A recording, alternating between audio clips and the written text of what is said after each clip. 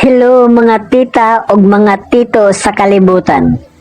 Welcome sa Dodong Daldal, ang podcast nga mas bibi pa sa baby oil, pero mas lapad og advice kaysa diaper ni mama nga size XXL. Una sa tanan, kung tamad gud ka maligo, ayaw ka balaka, normal la ka na. Ako gani, 3 days na ko wa maligo, pero tanawa still guwapo. Payong panglasinggero.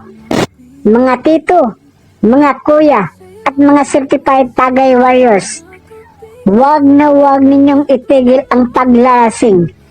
Kasi sabi ng lolo ko, kapag hindi ka umiinom, ibig sabihin, tumanda ka na at masakit na tuhod mo. Huwag mong hayaang maputol ang legacy nyo, mga idol. Kayo ang dahilan kung bakit nabubuhay ang mga sari-sari store.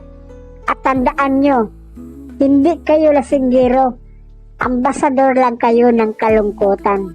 At tagapagtanggol ng mga kaibigang iniwan ng jowa. Kaya, inom lang. Pero huwag kalimutan ang pulutan. At pag uwi nyo, sabihin nyo si Mrs. ng magic words. Sorry, natapunan ako ng alak.